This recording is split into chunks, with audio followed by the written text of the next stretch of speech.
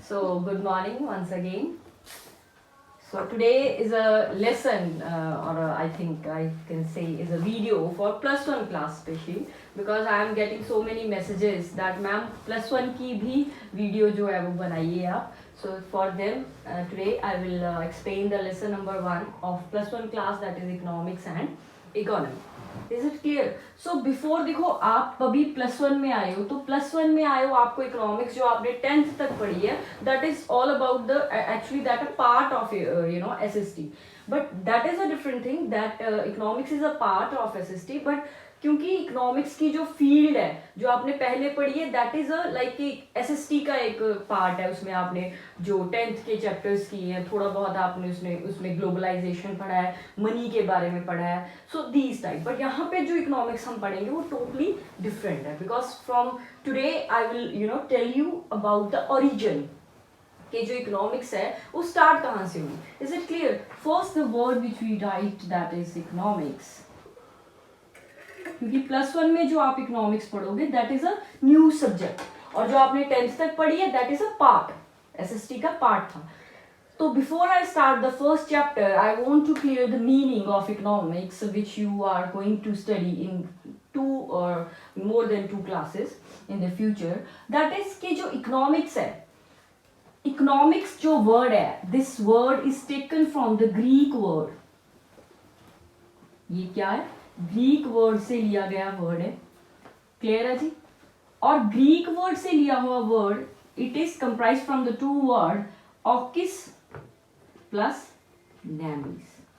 तो ये ऑकिस प्लस नैमिस से बना हुआ वर्ड जो है दैट इज ऑकिस नेमिस. जो वर्ड है अगर इसको हम कलेक्ट करते हैं, इसको जोड़ते हैं, तो ये ग्रीक वर्ड बनता है, और जिसका मतलब क्या है? To manage household. शुरू में जब हम बात करें, जैसे आपने बहुत सारी सिविलाइजेशंस पढ़ी होंगी, ठीक है, same as to that when we talk about the economics, जो शुरू में इकोनॉमिक्स हम पढ़ते हैं या ओरिजिन की बात करें, here I am talking about the origin of this subject, कि कहाँ से आया, कैसे बना. ये वैसे ये चीज आपकी बुक में नहीं है, but being today you are starting your new subject of class, तो दैट्स व्हाई आपको इतनी सी जो हिस्ट्री है इस सब्जेक्ट की क्लियर होनी चाहिए. सो जो इकोनॉमिक्स वर्ड है that is drive from the Greek word, and that Greek word is oikos plus nemis. And what does it mean? That to manage the household. देखो, आपको पता है कि जैसे हम लोग नॉर्मली लेमैन लैंग्वेज में, अगर मेरे को लेमैन लैंग्वेज होती है आम बोलचाल की भाषा, ठीक है जी, जैसे मेरे को कोई पूछे, I am not a economics student, I am a layman language में, मैं कुछ भी बोलूँ, मैं बोलूँ, मेरे से कोई पूछे कि इकोनॉमिक्स क्या है, तो मैं बोलूँगी इकोनॉमिक्स सब्जेक्ट है जी जिसमें थोड़ा बहुत जैसे कि इनकम के बारे में पता चलता है, रिसोर्सेज के बारे में पता चलता है. Is it clear? सो जो शुरू में जो है ग्रीक वर्ड से लिया गया शब्द, और ग्रीक के ही जो हमारे एक फिलोसफर थे, क्लियर है जी, उनका नाम था अरिस्टोटल. क्लियर है जी? तो इन्होंने सबसे पहले इकोनॉमिक्स वर्ड को जो है यूज किया. ग्रीक के फिलोसफर थे, क्योंकि मैंने बोला ओरिजिन कहाँ है, ग्रीक वर्ड है, तो ग्रीस के फिलोसफर थे. तो वहां पे उन्होंने ये वर्ड को क्या दिया कि दिस इज अ सब्जेक्ट. ठीक है, ये क्या सब्जेक्ट है जिसमें हम लोग क्या करते हैं, स्टडी करते हैं किस चीज की? हाउस होल्ड की. आपको पता है जैसे हमारे घर में मम्मा पापा या कोई भी एनी, मतलब एक कमाई या 2 कमाई, तो इस वर्ड को अगर मैं कोरिलेट करूँ मीन्स कि जो उनकी सैलरी है, ठीक है, उसको कैसे मैनेज करना है. Is it clear? तो जो अरिस्टोटल ने डेफिनेशन दी, या उसने बताया कि इस चीज में हम स्टडी क्या करते हैं, that is all about to manage the household sector, कि हाउस होल्ड सेक्टर को कैसे मैनेज करना. This is all about the origin of this word economics. ठीक है, I am repeating this कि the word economics is derived from the Greek word okis plus nemis, which means to manage the household. Is it clear? Now another thing which is very important, that this is I think the origin from where the word came from. After that देखो, हमने जो Aristotle ने definition दी, या Aristotle ने बताया कि this is what about that how to manage the household sector, but one thing which is very important I think for as I concern, मैं जब भी बच्चों को पढ़ाती हूँ तो मेरा एक मेन एम होता है कि what the subject student are getting और the teacher is teaching, at least उस बच्चे को और उस टीचर को ये जरूर बताना चाहिए बच्चों को, और बच्चों को पता होना चाहिए कि जो वो वर्ड हम लोग या सब्जेक्ट जो हम पढ़ रहे हैं उसका ओरिजिन क्या है, उसकी हिस्ट्री क्या है, उसका फादर कौन है. सो अगेन, सो इकोनॉमिक्स का father of economics, very, I mean, think you can say कि father, why I am saying the father of economics, Adam Smith. Adam Smith is known as father of economics. Now I will tell you why this economist is known as father of economics. देखो, Aristotle ने जो बात की उसने वही बात करके छोड़ दी कि this is what you can say is to manage the house hold sector. But जब आप इकोनॉमिक्स पढ़ते हो या आप बुक से पढ़ोगे तो आपको कई चीजें नहीं मिलेंगी, तो उन चीजों से कोरिलेट करने के लिए I am going to tell you about the definitions of economics, जो मेन डेफिनेशंस है इकोनॉमिक्स में. So first definition that is called wealth definition. Is it clear? Wealth definition given by Adam Smith. Now I will tell you about little bit, because आपकी book में नहीं है, but you know knowledge इस चीज की होनी चाहिए, that's why I am telling you this. तो वेल्थ जो इकोनॉमिक्स की फर्स्ट डेफिनेशन है वो किसने दी थी? एडम स्मिथ ने. और डेफिनेशन का नाम क्या था? Wealth definition. देखो, इकोनॉमिक्स में वेल्थ का मतलब क्या होता है? नॉर्मली हम लोग किससे लेते हैं? पैसा. ठीक है जी, पैसा हो गया, मनी हो गया, वेल्थ हो गया. तो एडम स्मिथ ने क्या कहा, जहां पे आपके जो अरिस्टोटल थे, जो हमने अभी पहले पढ़ा है कि इकोनॉमिक्स में क्या है, एक सब्जेक्ट है जिसमें हम हाउस होल्ड सेक्टर को मैनेज करते हैं. क्लियर है? लेकिन एडम स्मिथ ने क्या कहा? एडम स्मिथ ने कहा कि जो इकोनॉमिक्स है is a study of wealth. उनकी एक बुक आई थी, आई एम टेलिंग यू, 1776 में. वैसे याद तो नहीं है, लेकिन वही बात जो मैं बोलना चाहती हूँ, इकोनॉमिक्स के स्टूडेंट को ये चीजें आनी चाहिए. ठीक है जी. तो 1776 में जो एडम स्मिथ है उन्होंने एक बुक दी थी, आई कैन से टाइटल जो था उसका था an inquiry into nature and cause of wealth of nation. Clear है? Wealth of nation. तो इकोनॉमिक्स को एडम स्मिथ ने किसके साथ कोरिलेट किया कि इकोनॉमिक्स किस चीज की स्टडी करती है? वेल्थ की. कि जहां पे हम वेल्थ के बारे में बात करते हैं, पैसे के बारे में बात करते हैं, that is your economics. Is it clear? तो जो एडम स्मिथ ने, उन्होंने वेल्थ को प्राइमरी बोला, ठीक है जी, और मैन को क्या बोला? सेकेंडरी. कि जो बंदा पैसे कमा रहा है वो सेकेंडरी है, and first the main the primary thing is your wealth. Is it clear? अब देखो, इसी चीज को क्रिटिसाइज किया गया. क्रिटिसाइज करने वाले जो इकोनॉमिस्ट थे वो थे डॉक्टर मार्शल. ठीक है जी. और मार्शल ने डेफिनेशन क्या दी अबाउट द वेलफेयर डेफिनेशन. उन्होंने डेफिनेशन दी वेलफेयर की.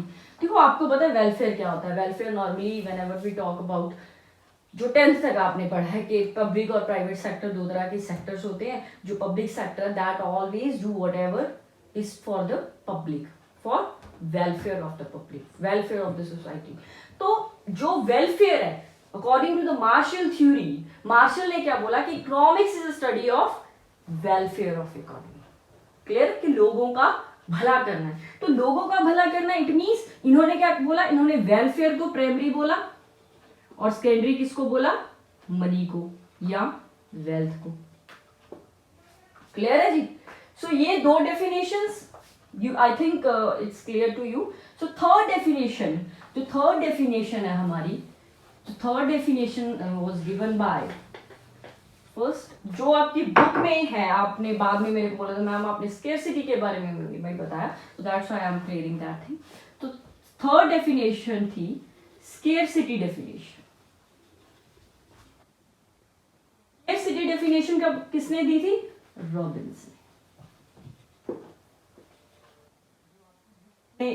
फर्स्ट पेज पे स्टार्ट होगी स्केर्सिटी से इकोनॉमिक्स की इंट्रोडक्शन. तो स्केर्सिटी का मतलब क्या होता है? देखो, स्केर्सिटी होती है किसी चीज की लाइक कमी, and the opposite word of this is abundance. When we talk about the economics, तो इकोनॉमिक्स में मैं मतलब बिगनिंग में आप लोगों को बता रही हूँ दैट, और यही चीज बेस है इकोनॉमिक्स का, दैट इज कि हमारी जो जरूरतें हैं, हमारी जरूरतें क्या है, हमारी जरूरतें क्या है जी, अनलिमिटेड है। We have unlimited wants, unlimited wants है, और पर रिसोर्सेज हमारे पास क्या है, लिमिटेड रिसोर्सेज है।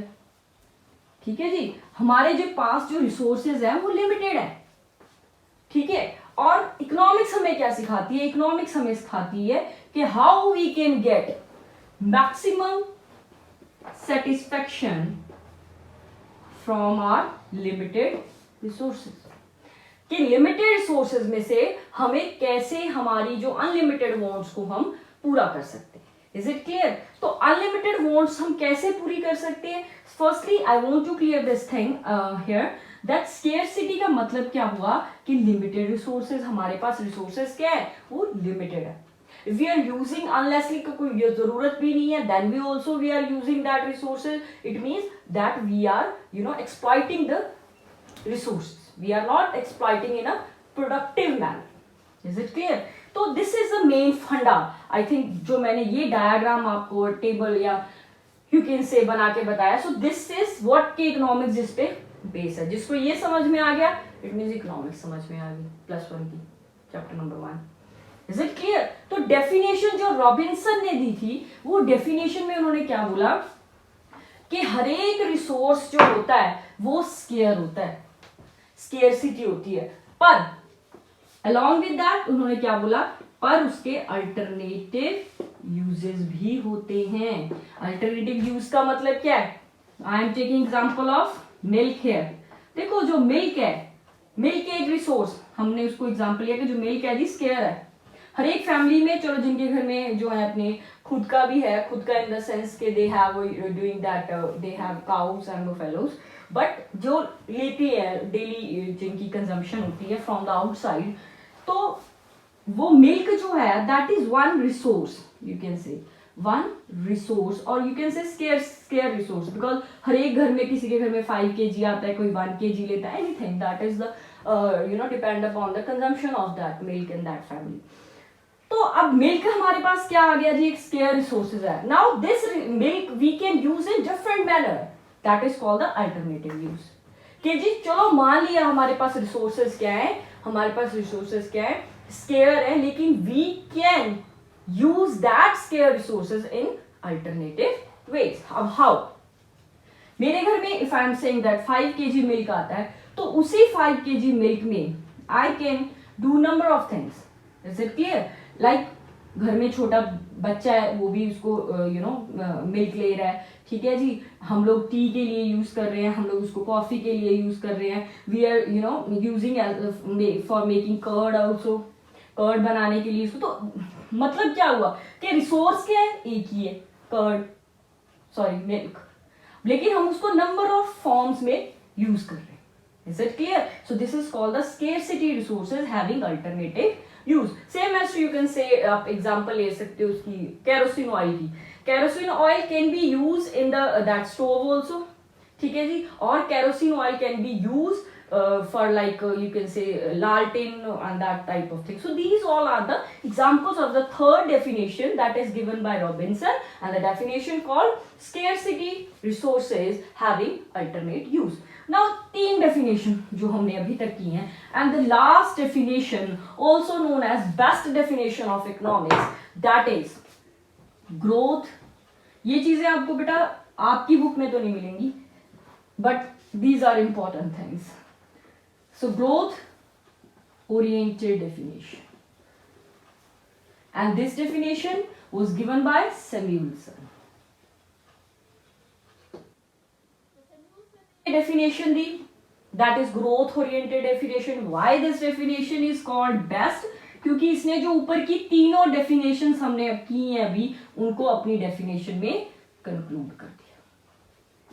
Here he talked about the can say wealth, about the wealth also, about the welfare also, and along with that alternative uses having scarce resources having alternate uses. Is about the difference between the two field of economics. तो हमारे पास जो books हैं आपको पता ही है, ठीक है, sorry मैं शुरू में बताना भूल गया आप लोगों को, एक तो आपके पास माइक्रो इकोनॉमिक्स है बेटा, माइक्रो इकोनॉमिक्स है, this is your first book, and second is your stats. तो first chapter I am going to doing this of micro economics.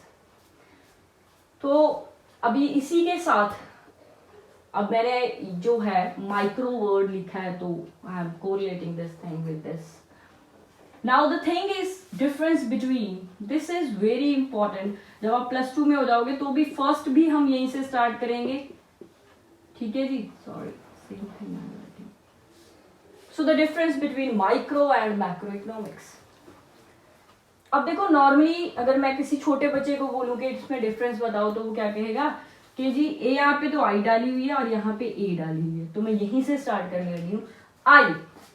I we will take as individual and here a as a whole. So the main difference between the two main branches of economics is that microeconomics is study about the individual level. वो किस पे करती है? Individual level को study करती है. Whereas macro, which you people learn more about this in +2 class, कि वो as a whole study करती है. पूरी इकोनॉमी के बारे में as a whole इकोनॉमी को study करती है. लेकिन एक पार्ट को study करना is your micro.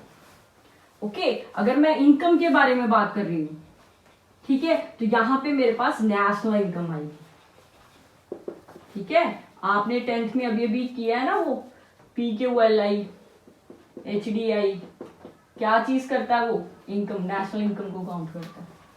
तो नेशनल इनकम का मतलब है पूरे देश में जितने लोग रहते हैं उन सबकी टोटल, और यहां पे we are taking of one consumer. Is it clear? So here we talk about the demand, जिसको हम लॉ ऑफ डिमांड बोलेंगे, लेकिन इसी में हम पढ़ेंगे aggregate demand. Is it clear? So these are some difference, you can say main difference between these two concept. अब देखो यहाँ पे हम लोग बात कर रहे हैं इंडिविजुअल लेवल की. इंडिविजुअल लेवल क्या है कि एक बंदे के बारे में जहां पे भी स्टडी की जाती है, that is your micro economics. और जब हम स्टडी करते हैं पूरी इकोनॉमी की, that is your macro economics. Okay, अब आते हैं कि वाइटल जो कंपोनेंट्स हैं इस चीज के, वो क्या क्या है. एक तो यही है जी, वाइटल कंपोनेंट जो है, वाइटल कंपोनेंट ऑफ मैक्रो. यहां पे एक तो हम पढ़ते हैं डिमांड के बारे में, यू कैन से थ्योरी ऑफ डिमांड. ये हमारा लेसन आएगा थ्योरी ऑफ डिमांड में, ठीक है जी. और थ्योरी ऑफ सप्लाई के बारे में पढ़ते हैं हम यहाँ पे, ठीक है, theory of supply, and last is theory of price. अब ये चीजें आपको थोड़ी अलग सी लग रही होंगी, मैं इन चीजों पे ज्यादा नहीं जाऊंगी बिकॉज वी हैव चैप्टर्स, ठीक है जी. 5th और 6th चैप्टर हमारा थ्योरी ऑफ डिमांड का है, देन थ्योरी ऑफ सप्लाई का है. पर मैं आपको इसमें थोड़ी सी चीज जो है, that is main important thing, कि इसमें है क्या. वाइटल कंपोनेंट का मतलब क्या है कि माइक्रो में हम किन किन चीजों की स्टडी करते हैं. थ्योरी ऑफ डिमांड के बारे में, डिमांड बोल रही हूँ मैं, मतलब एक बंदे की डिमांड के बारे में. सप्लाई एक प्रोड्यूसर के बारे में. प्राइस होता है नॉर्मली, चलो लिटिल बिट उसको ज्यादा आपने वो नहीं करना, क्योंकि मतलब डर नहीं जाना डायग्राम देख के. तो normally if we talk about, this is your supply curve, हमेशा पॉजिटिवली स्लोप्ड होती है ये, and this is your demand curve. यहाँ पे price cuts, sorry supply cuts demand, your price point. यहाँ पे प्राइस को डिटरमिन किया जाता है. सो this is about the theory of price. Is it clear? Now vital components जो हैं, वाइटल कंपोनेंट्स किसके बारे में मैं बोल रही हूँ, वाइटल कंपोनेंट्स जो मैक्रो के हैं. मैक्रो में हम इन्हीं चीजों का उल्टा जो हम लोग नॉर्मली करते हैं.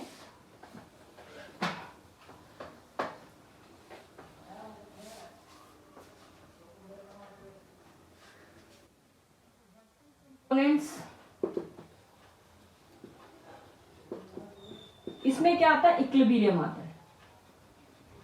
इक्विलिब्रियम किस चीज का? Equilibrium is same that point where the demand cuts the supply, that point is known as equilibrium.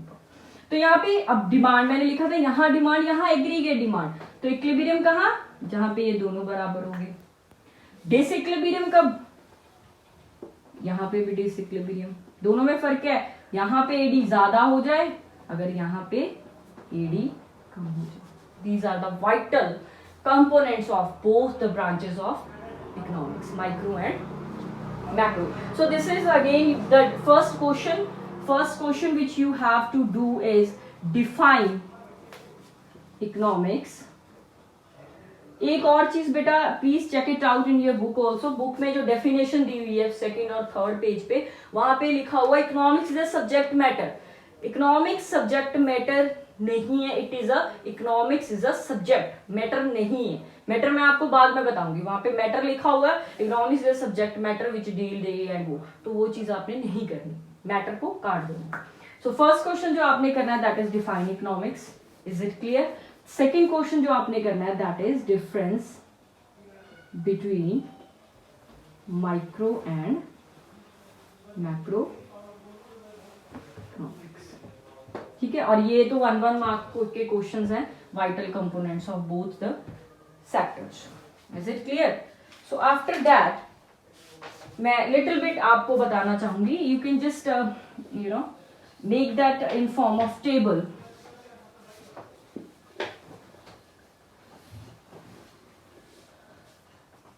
देखो scope of micro economics. So scope we again dividing into 3 parts. Subject matter, अभी इसको बोलते हैं subject matter, nature and limitation. Sorry I am wait for a minute, I just want to change.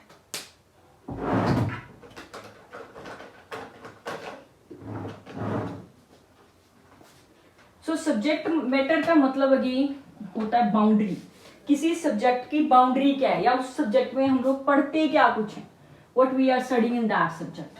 तो here जैसे हमने इसमें हम पढ़ेंगे थ्योरी ऑफ डिमांड के बारे में, ठीक है जी, थ्योरी ऑफ सप्लाई के बारे में, जो हमारे वाइटल कंपोनेंट्स हैं, थ्योरी ऑफ प्राइस के बारे में, so many other thing also we will study in this. Subject matter मतलब विषय वस्तु, किसी चीज की बाउंड्री। तो जितने आपके चैप्टर्स हैं माइक्रो के, वो सारे उसके subject matter, is it clear. तो नेचर में, नेचर का मतलब क्या होता है, नॉर्मली नेचर हम बोलते हैं किसी का वैसे स्वभाव, here also the same meaning we will taking about. तो स्वभाव मतलब कि ये साइंस है या ये आर्ट है, और साइंस में भी ये क्या है, ये पॉजिटिव है या ये नॉर्मेटिव है, इज इट क्लियर। तो whenever I am saying anything, any subject is a science, it means उसमें कौन से फीचर्स हैं, उसमें पहली फीचर है कॉज एंड इफेक्ट रिलेशनशिप, ठीक है जी। न्यूटन का लॉ हो गया कि जी एप्पल है जो ऊपर से नीचे गिरता है, तो कारण क्या है एप्पल का ऊपर से नीचे गिरना, ग्रेविटेशनल फोर्स। इफेक्ट क्या है कि एप्पल नीचे आ रहा है, ऊपर नहीं जा रहा। Same as to economics, why we are saying economics is a science, here there is a law, theory of demand. Then when other thing being remain equal, there is a inverse relationship between the quantity demanded and the price.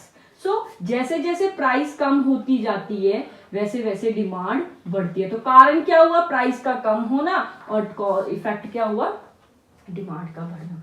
और सो many other features like validity, किसी चीज को proof करके proof हो ही जाता है। हम लोग भी तभी चीज ज्यादा खरीदते हैं जब प्राइस डाउन होती है, ठीक है ना। जब प्याज जो था 120 रुपए किलो था तो किलो आता था घर में, अभी 30 रुपए किलो हो गया तो 5 किलो आ गया इकट्ठा। सो this is the difference, you know. So many other things you can से, systematic study is also you can से, ठीक है जी।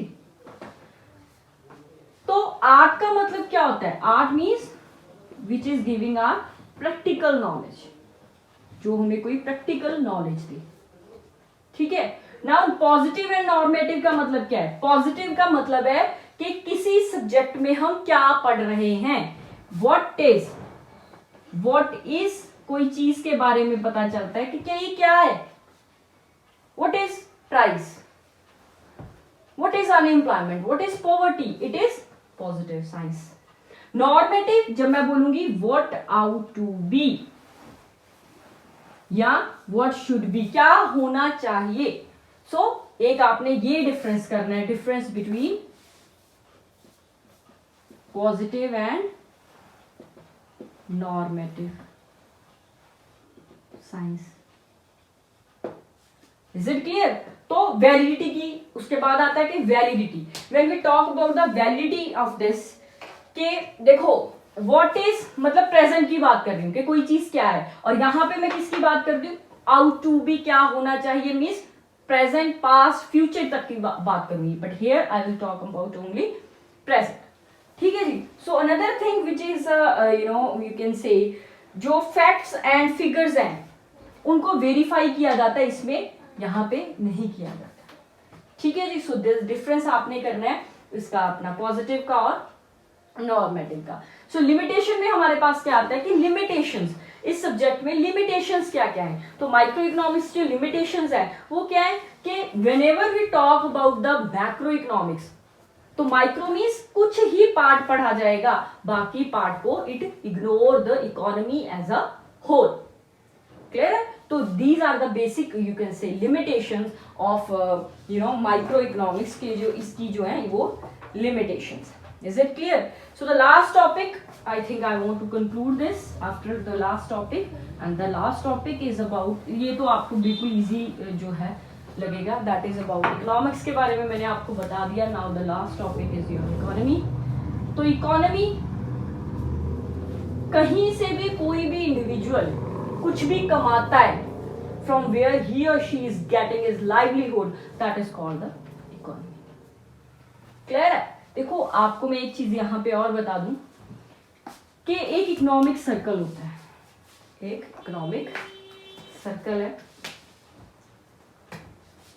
जैसे ये आ जाएगा चैप्टर में आगे। वो क्या है कि हर एक बंदे की कोई ना कोई वांट होती है।